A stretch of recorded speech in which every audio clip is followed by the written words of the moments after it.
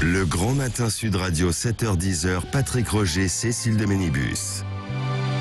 Il est 8h18, le petit déjeuner présidentiel ce matin, c'est Nicolas Dupont-Aignan, député de l'Essonne, président de Debout la France et candidat à l'élection présidentielle.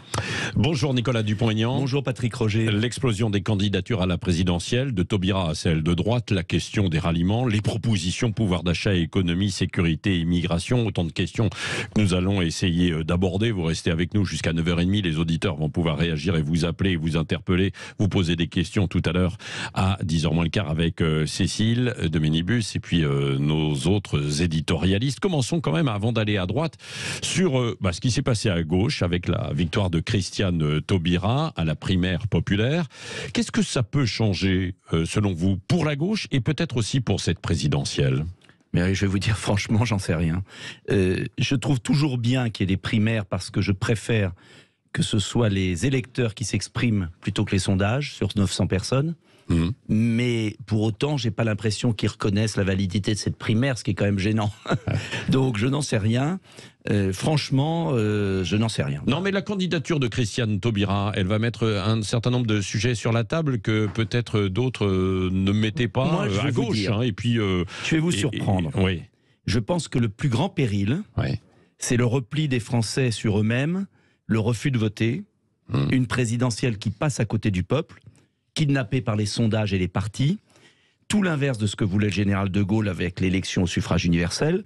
Donc moi je pense que s'il y a des candidats différents, des personnalités fortes, des propositions multiples, c'est tant mieux pour la démocratie. Ce que je regrette, c'est que le débat ne commence à peine que maintenant, alors qu'on est à presque 2 mois d'un scrutin absolument majeur, que les Français ont le tournis, parce qu'il n'y a pas eu le temps de maturation. Et donc maintenant, merci de m'inviter, merci de faire liberté, qu'il y ait une vraie liberté de candidature. Et puis si Madame Taubira, Madame Taubira dira ce qu'elle a à dire, et les Français auront le choix. Oui, c'est ça. Alors il y en a quand même qui se disent, oui, mais là, à un moment donné, il y a trop de candidatures, c'est synonyme de division. Dans mais ça tous veut les dire camps. Quoi, division Vous savez, la plus grande division qu'il y a, c'est que si on continue comme ça, il y aura très peu de votants, il y aura un président élu qui n'aura aucune légitimité populaire, et la France sombrera dans la violence. Donc ce que vous dites, c'est que finalement, plus il y a de candidats, je dis pas qu'il y en ait plus 50, il peut y avoir des... Mais ce que je veux dire, on raconte toujours les mêmes sornettes. Ce que j'aimerais, c'est qu'on s'intéresse aux propositions des uns et des autres. Bien sûr.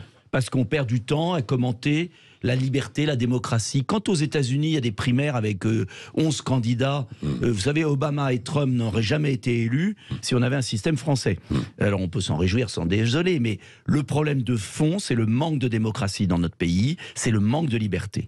Moi, je l'analyse comme ça. Donc, qu'il y ait des candidats, les Français sont assez grands pour choisir. On a l'impression, à entendre les commentaires, qu'on infantilise les Français. Mais les Français, ils sont tout à fait capables de choisir. Laissez-leur le choix. Bien sûr. Voilà. Donc ils vont avoir le choix. Eh bien, très bien. Mais d'abord, il y en aura moins que vous croyez. Il y en aura moins que vous croyez à la fin. Il n'y en aura pas plus de 10, comme à chaque fois. Et en fait, comment vous dire ce que je ressens ? C'est qu'on parle de tout sauf de l'essentiel. Quels sont les défis du pays ? Qui est capable de les relever ? Avec quel projet ? C'est ça l'élection présidentielle. Après, de commenter Madame Hidalgo, Madame Taubira, Monsieur Zemmour, Madame Le Pen, en fait ça écrase Monsieur tout. Dupont-Aignan. Oui, je préfère on parle rarement de moi, mais je vous remercie de m'inviter. Donc ça veut dire... Attendez, vous êtes invité partout depuis des années, tout de même, on vous entend... Pas dans les grandes... Non, pas dans les JT. Pas dans les JT. Non, attendez. Les journaux télévisés avec 6-7 millions d'auditeurs sont réservés à quelques-uns. On vous avait entendu, notamment quand il y avait eu le ralliement à Marine Le Pen. Mais ça, c'est pas ma candidature, c'était un second tour. Ne confondons pas tout. Une élection présidentielle, c'est quoi ? C'est normalement que les Français ont le choix. Et le général de Gaulle, je le rappelle, détestait les partis politiques, les sondages, il y en avait très peu, d'ailleurs il était à 3% le pauvre, détestait ce milieu qui étouffait la démocratie et a voulu rendre le pouvoir aux Français. Depuis sa disparition, au fil du temps, tout a été fait pour confisquer le pouvoir. Moi je suis candidat pour une seule chose, rendre le pouvoir aux Français, rendre la liberté aux Français. C'est tout le cœur de mon programme. Parce que les promesses sur le pouvoir d'achat, sur la sécurité, tout le monde en fait. Les Français, de toute façon, n'y croient plus. Bon, donc moi, ce vous que vous je veux présentez dire, comme le président des libertés, alors, c'est oui, ça? Enfin, tout à fait. Le président, le candidat, oui, en tout cas. Oui, un homme. Ouais. D'abord, je suis libre dans ma tête. Je n'appartiens pas à une oligarchie. Je n'ai jamais subi les conflits d'intérêts qui sont la marque du macronisme. J'ai été libre et j'ai fait mes preuves en redressant une commune en difficulté. Et je veux la liberté de la France par un référendum sur l'Union européenne pour qu'on revienne à une Europe des nations. Et je veux surtout rendre la liberté aux Français en supprimant le pass vaccinal, en supprimant tout cet enchaînement qui étouffe nos concitoyens et qui les empêche de vivre. Ça, c'est ma marque de fabrique. Les autres sont pas nets là-dessus. Moi, je suis clair. Et on peut tout me reprocher, mais j'ai toujours été clair depuis le début de la crise sanitaire. En quoi vous vous distinguez quand même des autres candidats dans votre camp à droite? Je pense en fait à D'abord, je Éric n'appartiens Zemmour pas... et Alors, je vous reprends tout de suite. Pardonnez-moi de vous interrompre. Ah, non, mais je vous en prie. Je n'appartiens pas à un camp. Il n'y a pas un camp à droite. Il y a des partis politiques totalement discrédités qui... ne représente pas les Français. Il y a un peuple qui n'en peut plus. D'Éric Zemmour, c'est pas en fait un parti qui existait précédemment, non, donc il n'est pas discrédité, non? D'accord, mais justement, c'est pour ça qu'il y en a un nouveau. Ce que je veux dire, c'est que les Français n'appartiennent pas à des écuries, n'ont pas un label.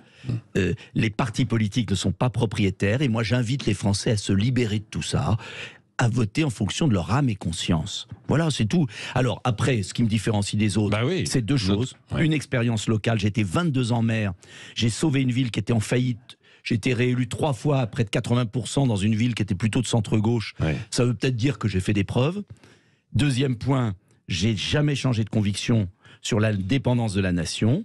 Troisième point, j'ai des propositions très concrètes, sans décision pour la France, et je suis le seul à les avoir chiffrés.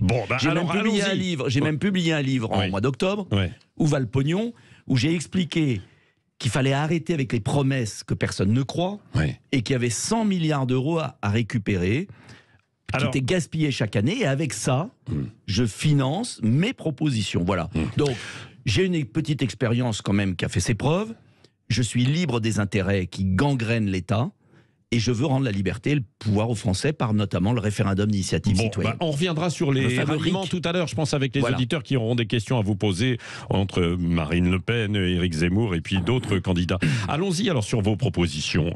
Donc quand vous dites 100 milliards, vous aviez évoqué, et c'est l'un de vos combats depuis longtemps, des autoroutes. Demain, les prix vont augmenter. Alors qu'est-ce que vous voudriez faire sur ces autoroutes? C'est très simple. Je renationalise toutes les sociétés d'autoroutes, et en 5 ans après, quand on a amorti le coût de la renationalisation par les péages, le coût sera le coût de la dette qui reste. 40 à 50 milliards, non, dit-on. C'est complètement faux. Alors c'est ce qui est annoncé par le ministre. Par Bruno Le Maire qui a privatisé les autoroutes et qui est le complice d'une oligarchie qui raquette les Français. Moi, je vous le dis, il n'y a pas d'indemnité à donner. Combien, alors, justement, moi, je le chiffre uniquement aux dettes des autoroutes. Que nous finirons de rembourser. Actuellement, je ne sais plus à combien elles sont, elles doivent être à 20 milliards à peu près, 16 milliards, 20 milliards. Et puis quand on aura fini de payer... Précis, je croyais que vous étiez très précis dans votre chiffrage, Nicolas Dupont-Aignan. Bon, d'accord, je vais le reprendre, il est dans mon chiffrage, il est consultable sur Internet, vous avez tout. Bon, d'accord. De mémoire, c'est 16 milliards. En tout cas, ce n'est pas 40 à 50 milliards à avancer par... Ça, c'est pour dissuader les Français de reprendre en main les autoroutes. Mais moi, je ne suis pas démago. Je dis que je supprimerai les péages, tous les péages, en 2027, 5 ans après. Pourquoi ? Parce que pendant 5 ans, les péages vont continuer à permettre d'assainir la dette des sociétés d'autoroutes. Et quand on aura remboursé les dettes de construction et d'entretien, travaux... ça coûte cher quand même. Attendez, deux choses. Il y a la construction des autoroutes. Beaucoup sont déjà amortis, ont été remboursés. Donc c'est du racket total des sociétés. Certains, ils ont fait des travaux, il faut finir de les payer. Quand on a fini de payer tout, ça prend 5 ans. Les dividendes des sociétés d'autoroutes, pour vous dire, là c'est très précis, c'est 3 milliards par an. Dividendes nets, 3 milliards. Quand 3 milliards multipliés par 5, ça fait 15, vous voyez, on était à 16, on y est presque. Eh bien, je supprime tous les péages. Plus de péages en France.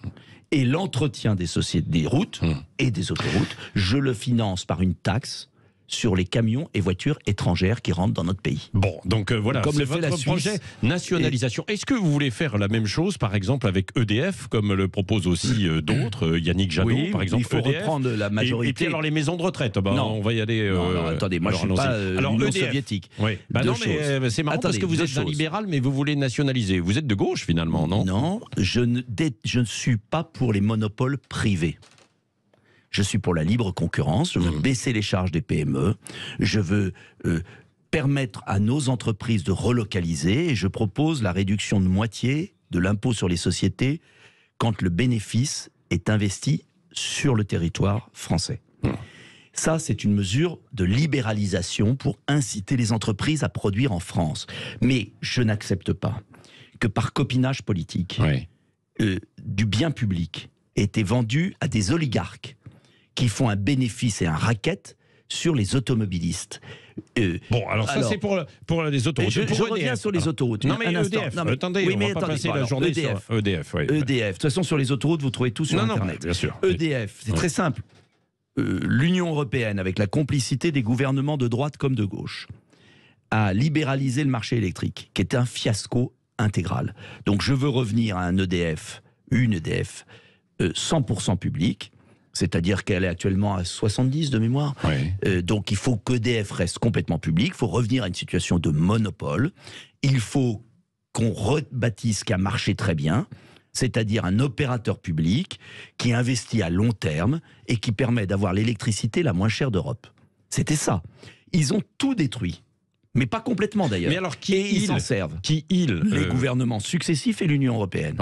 Ça aboutit à quoi? Ça aboutit à fragiliser EDF. Cela aboutit à aligner le prix de l'électricité sur celui du gaz importé pour s'aligner sur l'Allemagne. Cela aboutit à une augmentation folle des tarifs électriques qui a été bloquée par le gouvernement grâce à ce qui reste d'EDF.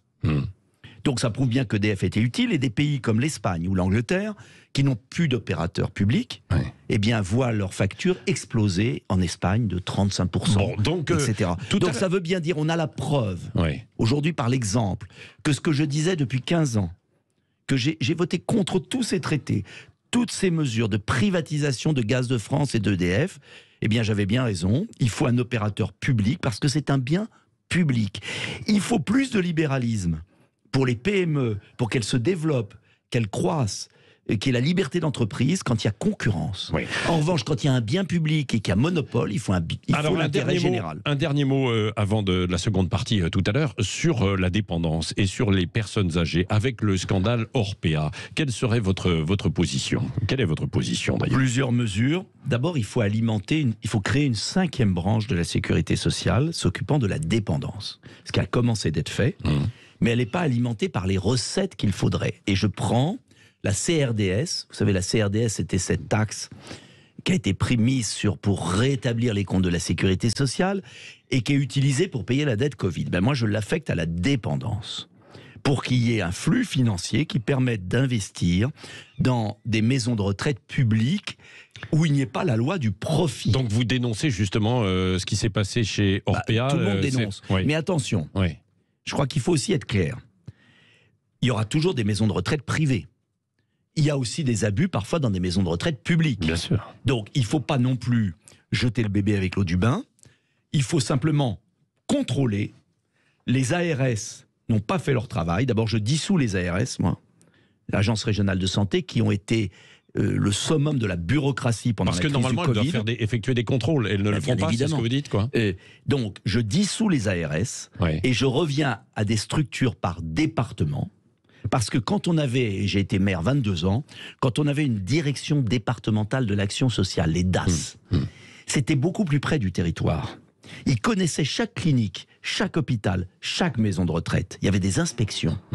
Là aussi, les gouvernements précédents ont tout cassé, fait des trucs régionaux, beaucoup trop éloignés du terrain. Donc je reviens à une structure de direction départementale qui contrôle les maisons de retraite, et puis j'assure un financement pour qu'on ait le choix entre des maisons de retraite publiques abordables.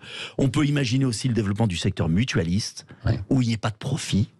Ça ne veut pas dire qu'il y aura des miracles, mais on doit absolument permettre qu'il y ait un financement pour notamment augmenter de 25% le nombre de personnels qui s'occupent des anciens. Ça représente 80 000 recrutements pour que les personnels, parce que on les accable. Parce qu'il y a eu des bavures. Non, mais il y a eu des bavures, il faut être honnête, il y a toujours. C'est pas les personnels. Mais pourquoi il y a des bavures ? Parce qu'il y a un rythme infernal, il y a une logique d'extraordinaire profit. Ce sont des entreprises cotées en bourse. Et vous savez, pour moi, il y a 2 catégories de gens. Il y a ceux pour qui la vie n'a pas de prix, et puis il y a ceux pour qui ce n'est qu'un coût. Et c'est là la dérive de notre société. Allez, Nicolas Dupont-Aignan, vous êtes notre invité président de Debout la France, candidat donc à l'élection présidentielle. On vous retrouve, il y a des appels d'auditeurs. Et je vais vous retrouver dans le chiffre de la dette des autoroutes parce que vous m'avez pris en défaut. Voilà, tout à l'heure. Relisez votre programme. Restez avec nous, vous pouvez nous appeler 0826 300 300 ou commenter sur notre compte Twitter. À tout de suite. Et dans quelques instants, le retour de Nicolas Dupont-Aignan sera avec nous. Vous pouvez nous appeler 0826 300 300, poser vos questions. En attendant, c'est hashtag on en parle et c'est Benjamin Glaise. Oui, Benjamin, alors sans surprise, donc dans hashtag on en parle et sur les réseaux sociaux, c'est énormément commenté ce matin. Christiane Taubira qui a remporté la primaire populaire à gauche. Mais l'ancienne garde des Sceaux se retrouve déjà au cœur de polémiques, Benjamin. Oui, en l'occurrence, une polémique orthographique. Alors sortez vos cahiers et vos stylos. Bonjour à tous, je salue les 6850 candidats des demi-finales des championnats de France d'orthographe. Alors on va en venir à la dictée. Vous savez que comme toutes les précédentes, elle a été revue par des correcteurs professionnels. Bon, ici la dictée ne nous est pas proposée par Bernard Pivot, mais par le compte Twitter officiel des Jeunes avec Taubira. Et je vous propose à vous, chers auditeurs, ou à vous en plateau, en studio, eh bien, de jouer le rôle des correcteurs, car il y en a un petit peu besoin. Si je vous dis, le peuple en a assez d'être tenu à l'écart, le peuple en a assez, est-ce que vous mettez un accent ou pas au A ? En a assez. Bah non. Non. Oui. Non. Effectivement, il y en a pas. Dire, et pourtant, on avait assez. Bah oui, c'est le verbe avoir, effectivement. Et pourtant, sur le compte Twitter officiel des Jeunes avec Taubira, eh bien, on a mis à tort un accent. Un autre exemple. Si je vous dis, nous acceptons le débat, la controverse. Comment vous écrivez controverse ? Bah, c'est-à-dire. Comment on l'écrit ? C-O-N-T-R-O. T-R-O, alors c'est bon, là ça me va, vous avez mis le O effectivement, sauf que là, c'était écrit C-O-N-T-R-E-V-E-R. Controverse, on a écrit. Voilà, controverse, ils ont écrit. Donc voilà, il y a des petits problèmes là. Il y a des petits problèmes d'orthographe, on ne va pas multiplier les exemples, mais vous l'aurez compris, les Jeunes avec Taubira ne sont pas irréprochables en matière d'orthographe et ça provoque beaucoup de réactions sur les réseaux sociaux, comme cet internaute qui rebaptise le compte officiel carrément les Jeunes sans Becherel avec Taubira. Autre réaction, celle de la journaliste de CNews, Christine Kelly, qui écrit sur Twitter: pour une candidate connue pour la qualité de son verbe, c'est un piège inadmissible de la part de ses équipes. Avant de proposer les services carrément de sa fille de 7 ans qui a trouvé la faute, dit-elle, elle peut relire les campagnes d'affichage si vous le souhaitez. Voilà qui est proposé. Voilà. Vous relisez, Nicolas Dupont-Aignan, les campagnes d'affichage. Je suis désolé, franchement. Vous savez, enfin, je veux dire, Dieu sait si j'aime pas Taubira, Madame Taubira, parce que je conteste ses choix. Mais bon, honnêtement, vous voyez, franchement, ce qui va pas dans la politique française, c'est pas, ça me fait de la peine parce que j'aime beaucoup vos revues de presse et je les écoute avec attention, donc je veux pas le pauvre lui tomber dessus. Mais c'est ça que les Français supportent plus. C'est pas parce que les Jeunes avec Taubira ont fait 3 fautes d'orthographe que la pauvre Taubira là-dessus. Moi, j'aimerais plutôt qu'on s'intéresse sur ce que propose Taubira de catastrophique pour le pays ou de génial. Non, elle est en train de rédiger son programme là. Voilà, vous voyez. C'est ce qu'on a dit tout à l'heure. Non, mais c'est pas contre vous. Là, bien sûr, j'entends. Ce que je veux dire, c'est que je crois qu'il y a un vrai problème. Non, mais sérieusement, je crois qu'il y a un vrai problème, c'est que tout est monté en épingle, et comme tout est monté en épingle, les Français, quand ils écoutent, ne savent plus en fait ce qui est important, ce qui n'est pas important, et voilà. Donc c'est pas ça, c'est un peu la faute alors des réseaux sociaux, parce que Benjamin, de tout le monde, mais des hommes politiques aussi. Très franchement, je suis pas là pour dire c'est votre faute. Bien sûr. Vous voyez ce que je veux dire? Au contraire, Benjamin, il relaye, il souligne justement ce qui se passe. Mais non, mais il relaye la presse. Mais voyez, la presse s'est jetée sur cette affaire.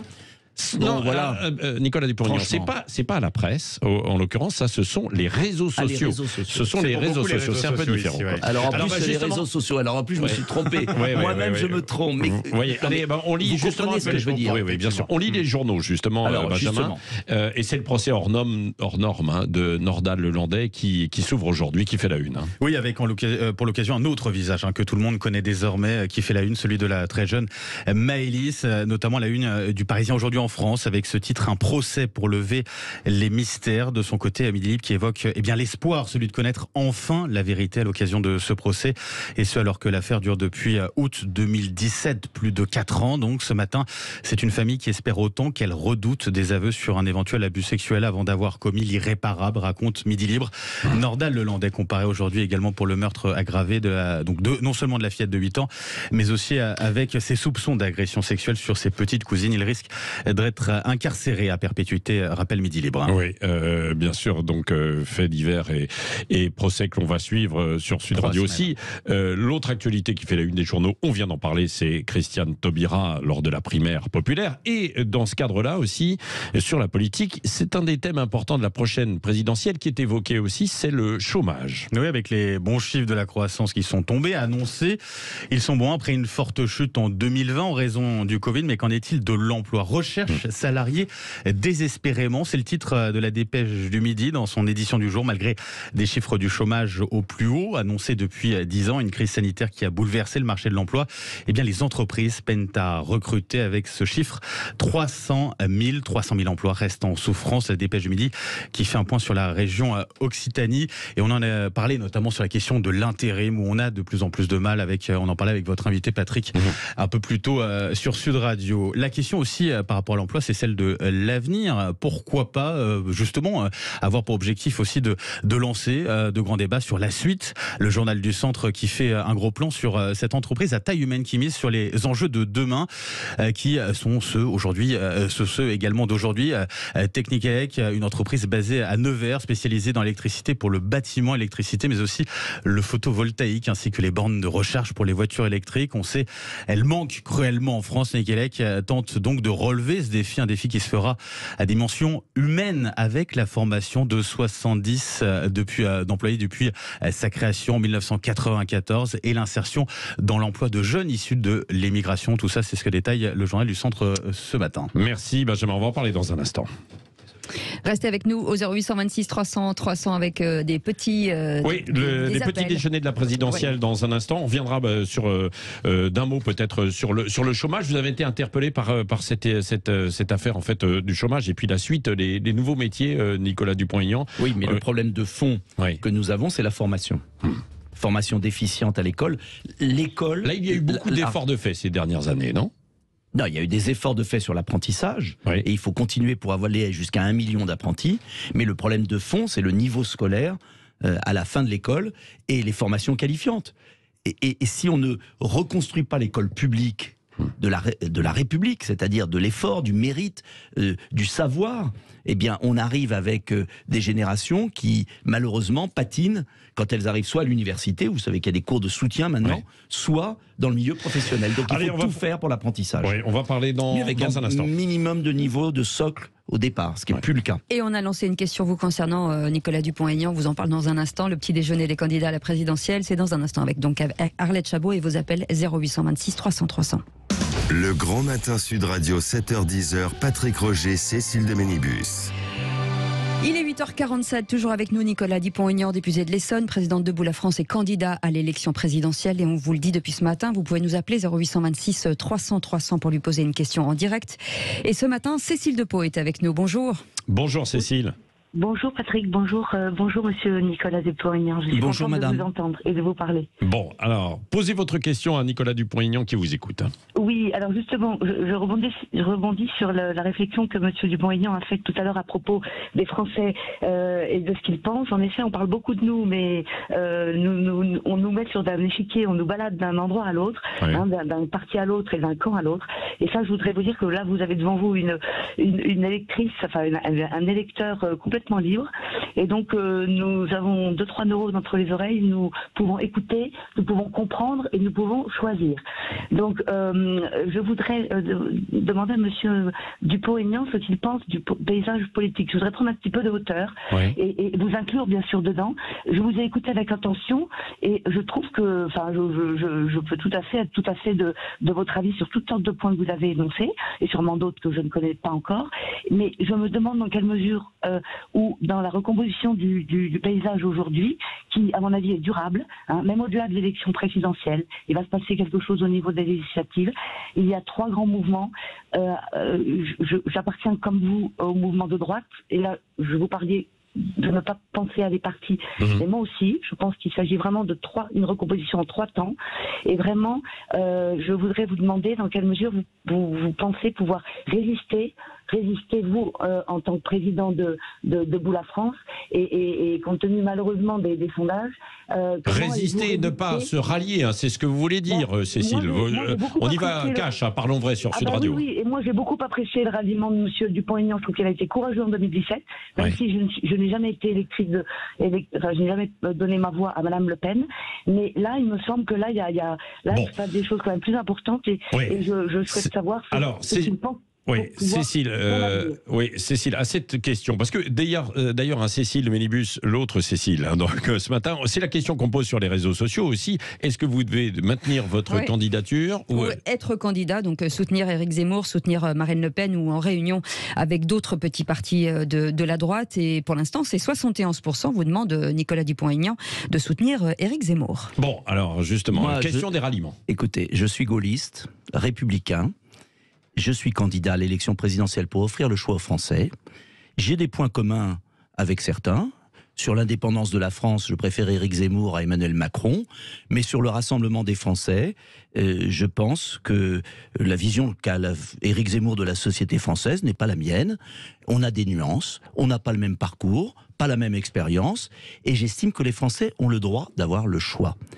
Je défends cette souveraineté populaire, cette indépendance de la nation et cette liberté des Français qui me paraît fondamentale, notamment en première mesure à prendre, c'est d'abolir le pass vaccinal et toutes ces contraintes abominables qui ont été mises en place. Au-delà de ça, j'ai ma spécificité et je ne me rallierai à personne parce que c'est pas l'objet. Il y a le choix et il y a des Français qui ont le droit d'avoir le choix et de ne pas être contraints à voter Éric Zemmour ou Marine Le Pen. Il y a le choix. Pourquoi me forcer à partir? Mais je suis candidat. Mais vous avez vos parrainages ou pas, en fait? Mais j'espère les avoir. J'y suis pas loin, mais ça va être juste. Ça va être juste, comme pour tout le monde. Et si vous ne les avez pas, mais je les aurai, je l'espère, et je ferai tout pour les avoir. Mais ce ne sont pas des sondages qui nous font changer d'avis ou des questionnaires Internet, et on sait comment tout ça fonctionne.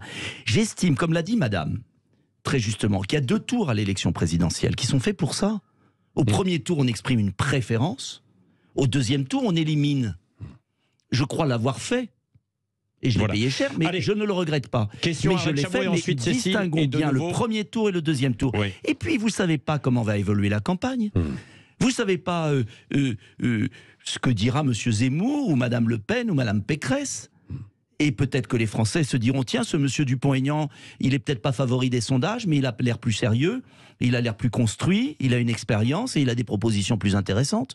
Et au nom de quoi j'aurais pas le droit de le faire? Pour l'instant, vous êtes pas très bien placé dans mais les sondages sont faits. Vous êtes à moins de 2%, mais vous dites c'est pas grave. Les sondages sont faits. Mais attendez, les sondages sont faits sur ceux qui votent. Il y a de plus en plus de Français qui sont hors du jeu. Non, il y a aussi dans les sondages des gens qui s'abstiennent. Non, les sondages sont faits sur ceux qui sont certains, c'est même marqué dans la notice, certains d'aller voter. Vous avez plus de Français comme Madame. Dans le rolling, c'est pas vrai. Dans le rolling de fiducial avec l'IFOP, c'est pas vrai. Il y a aussi des gens qui montrent leur intérêt et les gens qui ne sont pas certains. Le rolling de fiducial comme des autres se sont plantés sur 10 points au régional. 10 points. Alors, est-ce que les Français, Madame l'a dit très bien, elle a des neurones. Éteignez les sondages, fermez les sondages, ouvrez vos cerveaux, comparez, et puis voilà. Pourquoi pas. Arlette Chabot, Cécile Ménibus, et puis ensuite les auditeurs, qui sont aussi des électeurs. C'est paradoxal, je peux rajouter un truc. C'est quand même extraordinaire. Je vois sur les réseaux sociaux, Dupont-Aignan vaut rien, il est à 1%, il doit abandonner, mais en même temps, on me fait la cour comme jamais, et on passe sa vie à parler de moi. C'est bizarre. Vous allez nous dire qui vous fait la cour. C'est bizarre. Si je représente rien, pourquoi ils se font tant de soucis pour moi? Qui me laisse libre? Je suis un homme libre, j'irai jusqu'au bout, j'offrirai le choix aux Français. C'est l'esprit de la présidentielle. Quelle place doit occuper la gestion de la crise sanitaire dans la campagne? Est-ce que les anti-vax sont un réservoir pour vous, électoral? C'est pas les anti-vax. Moi, j'ai jamais été anti-vax, mais je déteste la manipulation, la propagande qui recommence encore. Il y a une décision extrêmement grave de ce gouvernement, et j'appelle les Français à résister. Décision extrêmement grave, vous la connaissez. Alors qu'en Suisse, le certificat de rétablissement, quand vous avez eu le Covid, est valable 1 an. Alors que tous les médecins, pro-vaccination, anti-vaccination, disent tous qu'il ne faut pas vacciner quelqu'un qui a des anticorps, ce gouvernement réduit la date de validité du certificat de rétablissement de 6 mois à 4 mois. Ça n'a aucune justification sanitaire. On a l'impression que M. Véran est le représentant de commerce de Pfizer. Moi, je pense que M. Véran va pantoufler à la direction de Pfizer. Ah bah, c'est une accusation grave, ça. Ah bah, je pense qu'il est mûr. Il est mûr parce que vous verrez qu'un jour, M. Véran pantouflera chez Pfizer. Parce que imposer, supprimer le certificat de rétablissement pour des gens qui sont bourrés d'anticorps, c'est une honte absolue. Donc je vous le dis, oui, je pense, et j'invite tous les Français écœurés par ce qui s'est passé depuis 2 ans, à me rejoindre. Et je serai le candidat de la liberté retrouvée. Et la première mesure que je prendrai, c'est d'abolir le pass vaccinal. Question de Cécile, on retourne au standard juste après. Je vais revenir sur les propos de Jean-Luc Mélenchon sur la police. Et je cite, beaucoup de monde déteste la police. Est-ce qu'aujourd'hui, vous êtes indigné, comme une partie des gens, ou alors vous... Indigné, bien sûr, indigné, parce que je suis indigné à un double titre. D'abord parce que tout le monde est content de trouver la police quand on est en difficulté. Deuxièmement, il y a des policiers qui se suicident, qui vivent un enfer, et la société est bien injuste avec eux. Et puis troisièmement, ce que fait Jean-Luc Mélenchon n'est pas bien, parce que c'est un homme intelligent, et je pense qu'il, pour des raisons électoralistes, il instrumentalise un conflit entre une jeunesse qui existe et la police, qui est un conflit grave, inquiétant, qui existe, il ne faut pas le nier, et il l'instrumentalise pour en faire une position politique. Et est-ce que c'est un dérapage ? Ça me paraît grave. Est-ce que c'est un dérapage ? Je ne pense pas du tout que ce soit un dérapage. Je pense que Jean-Luc Mélenchon est un homme très intelligent, très construit, intellectuellement, tout le monde le reconnaît, et qu'il ne le fait pas par hasard. Et ça met ça souffle sur les braises. Et moi, je veux réconcilier. Et je vais vous dire pourquoi aussi je suis candidat, parce que vous me posiez la question éternellement. Parce que le débat Zemmour-Mélenchon, pour moi, ça a été le pire de la politique française. Et j'ai une autre vision. Je partage avec Éric Zemmour l'idée de l'indépendance du pays, mais la manière dont il fait sa campagne, je ne pourrais pas la faire avec lui. Allez, brièvement, il nous reste une question donc au 0826 300, et nous reviendrons. Cynthia qui nous appelle de Narbonne. Bonjour Cynthia. Bonjour Patrick, bonjour Cécile et bonjour Monsieur Dupont-Aignan. Ma question sera rapide parce que la dame l'a déjà un peu posé tout à l'heure. Oui. Ce que je voulais dire, c'était Monsieur Dupont-Aignan, vous êtes député de l'Essonne depuis 1997. Vous avez été maire de Hyères pendant 22 ans, comme vous l'avez souvent cité. Après le RPR et l'UMP, vous avez créé votre parti Debout la France pour ne pas vous coucher aux injonctions de l'Europe et de pseudo-gaullistes. Cependant, voilà. Quand vont arriver les élections, c'est-à-dire quand vous serez proche des élections, et que quoi que vous disiez, il est évident que les intentions de vote, elles sont réelles. Une campagne, ça coûte cher. Vous savez qu'à 2%, vous ne serez pas remboursé. Vous êtes sûr que vous ne coucherez pas devant Valérie Pécresse et vous ralliérez à elle afin de garder votre siège à l'Assemblée? Mais ça, c'est la vieille rengaine. Allez, oui, question. Donc, il paraît qu'il y a des tractations chez vous. Et qu'on ne vous a pas mis d'ailleurs de candidats pour les législatives. Les petites méthodes de voyous de la campagne. De faire croire que je serais... Écoutez, j'ai quitté l'UMP sur l'Europe. Vous savez combien fait LR dans ma circonscription ? 6%. Ah, c'est pour ça qu'ils ne mettent pas de candidat en face de vous ? Mais ils n'ont jamais mis à chaque fois, parce qu'ils réservent la circonscription pour un UDI. Ouais. Parce que comme ils savent qu'ils vont perdre, ils la donnent à un UDI, ça rentre dans leur comptabilité. Et puis peut-être que s'il y a un ralliement de Nicolas Dupont-Aignan. Mais c'est ridicule, mais arrêtez tout ça, ce sont des basses rumeurs. Vous savez ce que supporte pas cette classe politique ? C'est que je sois libre dans ma tête. Que j'appartiens à aucun clan. Ça les gêne. Tous ces petits appareils. Vous prenez position pour le second tour. Vous l'avez fait la dernière fois, vous le ferez cette fois. Mais on verra qui sera au second tour. J'y serai peut-être. Et j'y serai peut-être. Du camp national. Mais on verra. Mais je ne sais pas qui y sera. Vous ne savez même pas qui sera. On va rester avec mais le mieux placé. Attendez, quand Arlette Chabot dit ça, elle veut dire qu'il y aura Macron. Moi, je pense qu'Emmanuel Macron ne sera pas au second tour. Donc vous ne savez pas qui y aura. On a le choix. Allez, on reviendra avec vous. Petit déjeuner présidentiel. Nicolas Dupont-Aignan, vous êtes là encore pendant un bon quart d'heure. Vous pouvez continuer d'appeler 0826 300 300. Vous avez dit tout à l'heure, je ne pourrais pas faire campagne avec lui. Éric Zemmour, on en reparlera dans un instant. Et Éric Revel en campagne qui arrive dans un instant et qui va nous redire un petit peu aussi ce qui se passe derrière la gauche là, actuellement avec Taubira, Mélenchon. D'ailleurs, est-ce qu'il y a des points communs entre eux? On va voir ça dans un instant. Le Grand Matin Sud Radio, 7h-10h, Patrick Roger, Cécile de Ménibus. Et c'est la suite dans un instant du petit déjeuner des candidats à la présidentielle. Avec nous ce matin, Nicolas Dupont-Aignan. Et vos appels 0826 300 300, bien sûr, si vous voulez poser des questions. Et Éric Revel en campagne tout de suite. Sud Radio présidentielle 2022. Revel en campagne. Bonjour Éric Revel. Bonjour, donc on revient. Bonjour Cécile de Minibus. Voilà, c'est ça. Christiane Taubira donc a gagné la primaire populaire. Du coup, on a l'impression qu'il y a un match dans le match, notamment avec Mélenchon. C'est la primaire de la radicalité. Ah c'est oui, ça, oui, c'est sûr. Primaire de la radicalité. Alors bon, elle a gagné avec le bien plus, hein, vous l'avez dit, hein, on se croirait en CM2.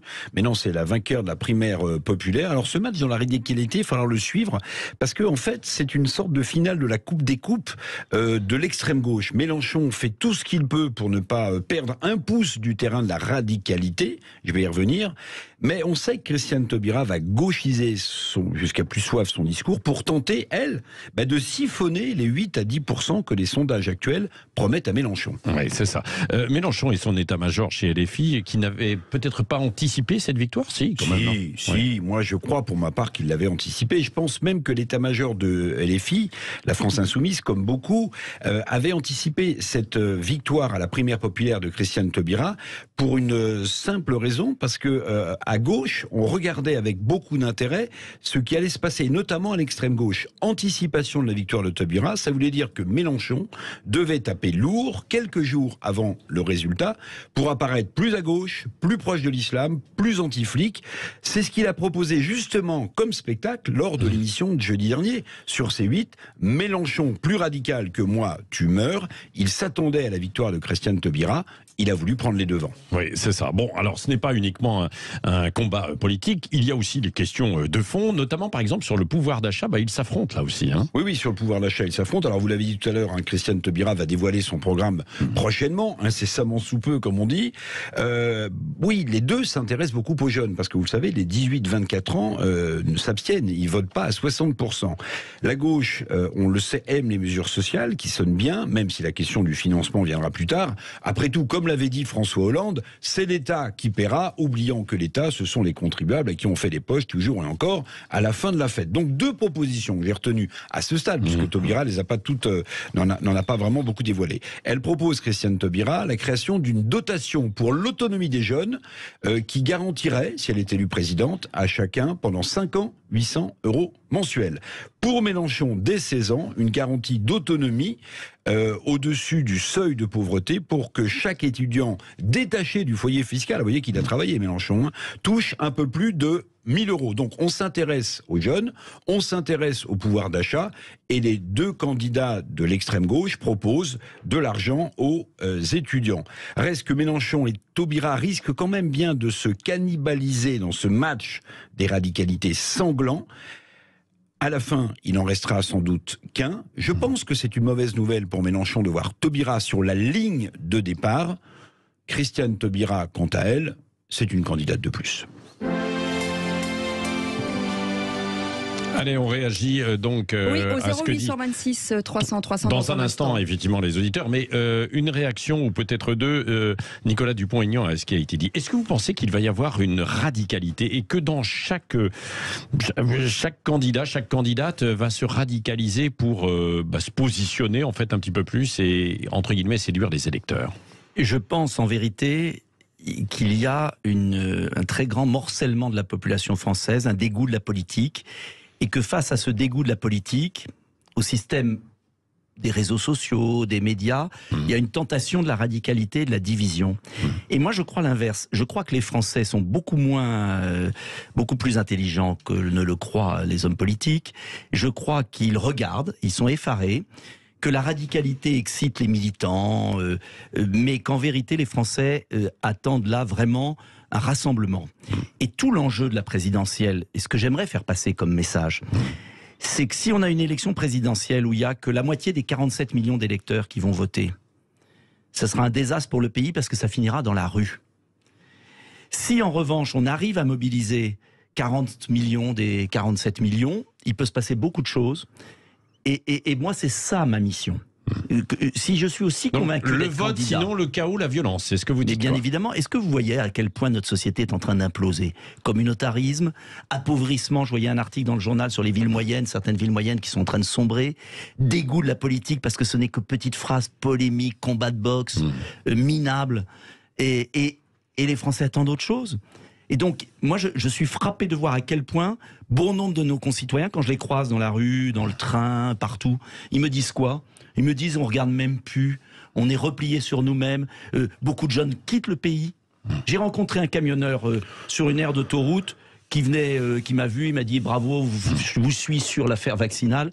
Il m'a dit, je quitte le pays, j'ai 24 ans, je vais aller travailler ailleurs, puisque je suis en train de perdre mon boulot parce que je suis pas vacciné. Vous vous rendez compte, un pays où les jeunes s'en vont, un pays où les jeunes partent? Mais c'est dramatique. Donc moi, ce que j'aimerais, c'est qu'on élève le débat, qu'on dise aux Français, voilà comment on va redresser le pays, voilà comment on va rassembler les gens et pas de trouver des boucs émissaires. Parce que Mélenchon, c'est les flics, Éric Zemmour, c'est les étrangers, et les autres. C'est pas possible de continuer comme ça. Ça veut pas dire qu'il faut pas être ferme sur l'immigration, ferme sur la sécurité, je l'ai toujours été. Mais il y a un moment, il faut peut-être prendre un peu de hauteur. On n'attend pas d'un président de la République un catcheur, un boxeur. Et là, Macron a une énorme responsabilité, parce qu'il a tellement affaibli la fonction qu'en vérité, certains veulent lui ressembler quelque part. Bon, les auditeurs au 0826 300 300, oui, ensuite Éric Revel et Arlette Chabot toujours avec vous pour ce petit déjeuner de la présidentielle, avec vous Nicolas Dupont-Aignan. Direction Noisy-le-Grand avec Hubert. Bonjour Hubert, bienvenue. Bonjour à toute l'équipe de Sud Radio. Vous êtes vraiment une radio super et vous avez invité un super candidat aussi. Parce que je suis vraiment d'accord avec tout ce qu'il dit. Mais malheureusement, monsieur Dupont-Aignan, pour moi, vous êtes un petit candidat. Je suis d'accord avec toutes vos idées, mais tout seul, vous ne pouvez pas arriver au deuxième tour. C'est impossible. Donc, quelle est votre question, Hubert, alors? Et je voulais féliciter monsieur Dupont-Aignan aussi, parce que je l'ai vu... Votez pour moi au lieu de me féliciter. Coronavirus. Ouais. Et vous avez interrogé un Camerounais en Normandie, je crois, dans la région de... dans l'Eure, je crois, du côté du Mont-Saint-Michel, je pense. Et donc, votre question, Hubert, c'est donc vous n'y arriverez pas tout seul, il faut vous rallier, c'est ça, Zemmour, Le Pen ou quelqu'un d'autre, quoi. C'est ce que vous voulez dire, non? Oui, moi, monsieur Dupont-Aignan, tout ce qu'il dit, j'approuve vraiment tout ce qu'il dit, les réformes qu'il va faire, mettre des référendums en évidence et tout ça. Tout ça, c'est très bien, mais tout seul, il n'y arrivera pas. Et moi, je dis qu'il faut qu'il rejoigne Marine Le Pen. Il y a pas... Marine Le Pen, vous dites, bon, écoutez. Oui, alors, bon, il va vous répondre sur Marine Le Pen ou Éric Zemmour, de nouveau. La question très simple. Je ne veux pas d'Éric Zemmour. Vous voulez pas d'Éric Zemmour? Zemmour, il ne sera pas au deuxième tour non plus, alors... Écoutez... Et Valérie Pécresse, Hubert, non? Écoutez... Bon, d'accord, voilà la réponse. Moi, je vais répondre à Hubert. Chose très simple. Est-ce que c'est les sondages qui décident ou est-ce que ce sont les Français? Voilà. Est-ce que les Français veulent se prendre en main et voter en fonction de ce qu'ils pensent? J'ai envie de dire à l'auditeur, votez pour moi, pour exprimer ce que vous pensez, si vous pensez que c'est moi. Si vous pensez que c'est Marine Le Pen, votez Marine Le Pen. Vous êtes libre. Quand est-ce que les Français vont sortir de cette espèce d'aliénation au sondage? Vous savez, il y a des pays où on ne publie pas les sondages pendant un mois avant, 8 jours avant. Il y a des pays beaucoup plus où ça évolue très vite. Moi, je maintiens que les Français, à un moment, se diront qui on voit à la tête de l'État. Voilà. Est-ce qu'on voit Madame Le Pen, Monsieur Zemmour, Monsieur Dupont-Aignan, Madame Pécresse, Monsieur Macron, Madame Taubira, Monsieur Mélenchon, Monsieur Jadot, voilà. Et ils choisiront. Écoutez, Je ne suis pas prétentieux, mais je pense franchement que je vois pas les autres et que je me vois bien. Voilà. Bon, Éric Revel, question et Arlette Chabot. Éric. Ouais, Nicolas Dupont-Aignan. Non, mais il y a un moment, pardonnez-moi, Attendez, si on est candidat, poser la question. si on est candidat, c'est qu'on y croit. Moi, je vous trouve un certain courage parce qu'à chaque élection, vous êtes quand même cornérisé, vous êtes mis dans le coin du ring, vous remontez sur le ring, vous essayez avec des moulinets de taper. Bon, très bien, mais cet auditeur, il a plein de bon sens. Il se dit bon, Dupont-Aignan, il a peut-être de bonnes idées, mais il y sera pas. Donc moi, je vais vous poser une question et je vous demande de pas prendre un échappatoire, vous voyez, plutôt de venir dans mon impasse. Si vous n'êtes pas présent au second tour, vous appelez à voter pour qui? Mais je sais pas qui va y avoir au second tour. Non, bon, allez. Attendez, non, mais bon, alors. Et pourquoi vous ne posez pas la question à Valérie Pécresse? Mais si, quand elle à tous les candidats, on lui posera la même question. Mais c'est intéressant. Je ne sais pas qui est au second tour. Parce que si vous voulez, sur la question de la radicalité, vous n'avez pas tort, monsieur Dupont-Aignan, vous n'avez pas tort sur la question de la radicalité. Malheureusement, c'est ce concept qui s'est emparé de la présidentielle 2022. Mais vous en savez rien? Bah si, on le voit bien. Zemmour, il incarne une forme de radicalité. C'est ce qui s'est emparé. Mais attendez, vous en savez rien parce qu'en réalité, vous n'avez pas pris le train. Vous n'avez pas pris le train de la radicalité. Non, j'ai pas pris le train de la démagogie. Qui vous rend un peu inaudible aujourd'hui dans ce combat de boxe. Mais écoutez, dites-moi la vérité. Non, je vous dis ma vérité. Si je suis candidat, c'est parce que j'ai une autre idée de la fonction présidentielle et que je pense qu'il y a des Français qui ont peut-être envie aussi d'un candidat différent. Voilà. Et je suis, très surpris de la manière dont les médias analysent cette présidentielle, car j'ai pas la même analyse. Je crois qu'à l'arrivée, ça sera pas obligatoirement ce que vous croyez, et que ceux qui font de la radicalité un commerce seront peut-être sanctionnés aussi. Vous savez, les Français n'ont rien décidé. La campagne n'a pas commencé. Elle se jouera dans le dernier mois. Donc, je me méfie beaucoup des commentaires, c'est mon grand âge, à force d'avoir vu beaucoup de campagnes. Méfiez-vous. Moi, je me souviens, quand j'étais jeune, Chirac-Balladur, c'était pas comme ça. Attention, les Français sont beaucoup plus sages que vous le croyez. Et je pense que ça leur fera pas de mal d'avoir ma candidature. Ça leur fera pas de mal d'avoir ma candidature. Je suis un homme politique, je vais me battre pour la liberté des Français, pour la démocratie, pour un changement de l'Union européenne. On parle plus de l'Union européenne. Je suis fidèle à mes convictions. Eh bien, écoutez, ils choisiront. Et c'est eux qui sont les maîtres du jeu. Mais je ne vais pas à l'avance, sur la foi de sondages, de commentaires, abandonner ceux qui me soutiennent. Nicolas Dupont-Aignan, c'est vrai qu'il n'y a pas que les sondages, puisqu'il y a aussi le nombre de candidatures. Mais le nombre, on a le même. Il y a eu exactement le même discours la dernière fois. Ça a fini à 10 candidats comme à chaque fois. Arrêtez avec ce tout. Parlons des questions. Tiens, comment on va remplir le plein d'essence? Comment on améliore la situation des Français concrètement? C'est ce qu'on a évoqué là tout à l'heure. Est-ce que Madame Hidalgo, Madame Taubira, Monsieur Machin, ça c'est votre boulot, c'est normal. Ça n'intéresse plus les Français. Mais si par exemple, ça ne les intéresse plus. Si Éric Zemmour et Marine Le Pen s'étaient alliés, est-ce que vous pourriez les rejoindre? Je suis candidat. Et écoutez, je suis gaulliste, candidat. Oui, mais vous n'êtes pas certain d'avoir vos parrainages. Je les aurais. Mais pourquoi vous voulez absolument parce qu'on voit bien que tout le monde.